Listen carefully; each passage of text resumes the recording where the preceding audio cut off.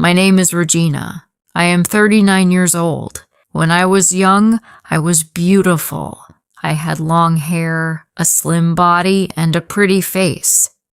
Men noticed me everywhere, in the street, in shops, at work. I felt powerful. At 22, I married the most handsome man. His name was Paul. He was tall and strong. Everyone said we were a perfect couple, but Paul changed after marriage. He criticized everything. My cooking, my clothes, my hair, my body. Paul said, "Regina, you are getting fat." I was not fat, but I went on a diet anyway. Paul said, "Regina, why do you not dress better?" I bought expensive clothes. I spent all my money on beauty, but it was never enough. Never. When I was 30, I got pregnant. I was so happy. Finally, Paul would love me. We would be a family. But pregnancy changed my body. I got bigger. Paul stopped touching me. He said, "You're not attractive anymore." I felt hurt. After my daughter was born, I tried to lose weight fast. I ate very little. I was tired. One day I found Paul with another woman, a younger woman, a prettier woman. Tears filled my eyes. I looked at Paul. I said, "Why, Paul?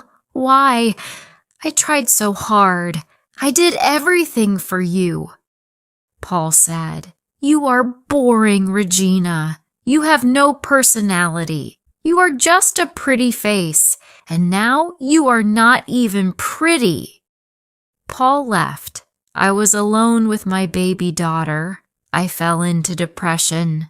My daughter, Margot, was the only reason I did not give up. She needed me. Years passed. I stopped caring about beauty. I had no time. I had no money. I just survived. Work, home, Margot. That was my life. One day, when Margot was 5, she got very sick. I rushed to the hospital at night. A doctor checked Margot. He was 40 years old. The doctor said, "She will be okay, just a bad flu, but she needs rest." "Thank God," I said, and I started crying from relief. The doctor said, "You are a good mother. You ran here in the middle of the night. You are tired, but all you care about is your daughter." I said, "Thank you, doctor." He said, "Call me Charles." Margot got better. But 2 weeks later, she got sick again. I went back to the same doctor. Charles said, "Hello again. What happened this time?" I said, "She ate too much ice cream." Charles laughed. He said, "Ah, the dangerous ice cream disease." I smiled. It felt strange. I had not smiled in a long time. Margot liked Charles, and maybe I liked him too. One day Charles said to me, "Regina, would you like to have coffee sometime? Not at the hospital, just coffee." My heart jumped, but fear came too. I said, "I do not think that is a good idea." Charles said, "Why not?" I said, "Look at me. I am not young. I am not beautiful. I have a child. I have problems. You can find better." Charles looked at me. He said, "Regina, do you know what I see when I look at you? I see a strong woman, a loving mother." I said, "Real is not enough. Men want beautiful." Charles said, "Some men want beautiful. Those men are fools. Beautiful fades. Everyone gets old. Everyone gets wrinkles. But a good heart stays forever." I did not believe him, but I agreed to coffee anyway. I was so nervous. I wore my best dress. I put on makeup. I tried to look pretty. But at the coffee shop, Charles looked sad. "What is wrong?" I asked. He said, "You are wearing a costume." I said, "What?" Charles said, "This is not the real you. The real you wears simple clothes. The real you is beautiful because she is honest." Tears filled my eyes. "Nobody ever said that before." I said, "My husband said I was boring. He said I had no personality." Charles said, "Then your husband was blind. Regina, do you know what made me notice you? It was not your face or your body. It was the way you love your daughter, the way you worry about her, the way you would do anything for her. That kind of love, that is the most beautiful thing in the world." My heart beat fast. For the first time, someone saw me. We talked for 3 hours. I told Charles everything. My failed marriage, my fears. Charles listened to every word I said. He did not judge. He just listened. Charles said, "Regina, I was married before too. My wife was very beautiful, like a model, but I was lonely.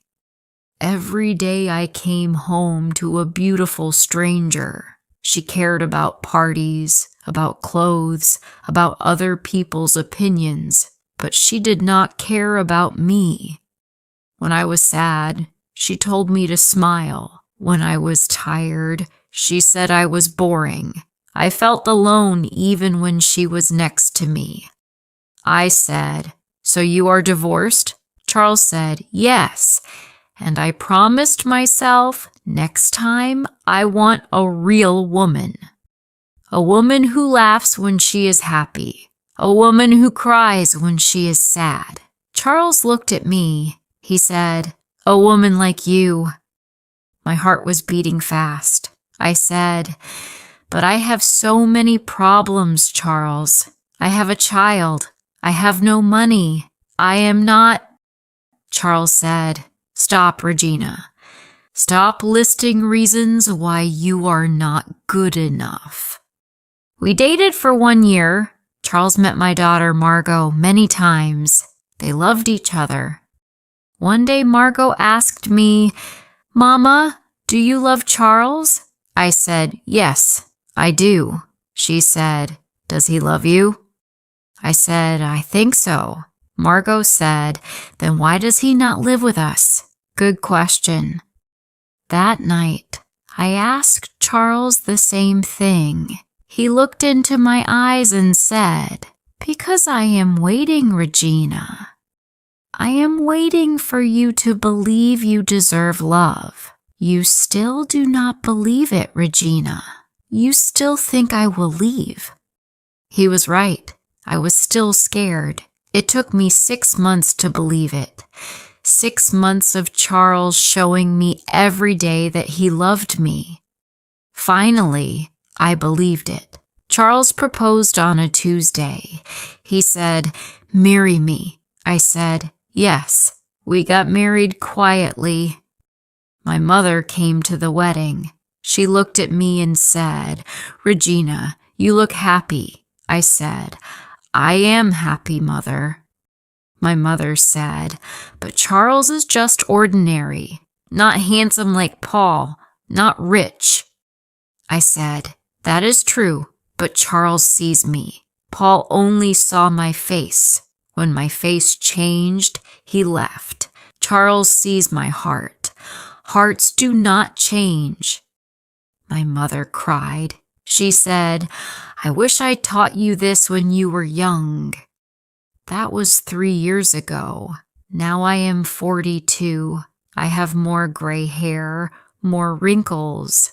I am not beautiful anymore. But Charles looks at me like I am the most precious thing in the world. Last night I asked him, "Do you ever wish I was prettier?" Charles said, "No, Regina. Pretty women are everywhere. I see them every day. They do not make me feel anything. But you make me feel happy, safe, alive. That is better than pretty. Now I understand. Men do not want perfect women. They want peace. They want someone who makes life easier, not harder. When you are always perfect, men feel pressure. They think, I must be perfect too. This is exhausting. When you are real, men can relax. They can be themselves. That is what love is. I wasted 15 years trying to be a perfect wife. I lost everything. Then I stopped trying. I just lived and I found everything. Real love, real happiness, real peace. So, if you want to find a good man, stop trying to be perfect. Stop hiding. Be tired when you are tired. Be honest when you are honest. The wrong man will leave. The right man will stay. I am Regina. I am not perfect, but I am loved. If you liked this story, please like, comment, share, and subscribe.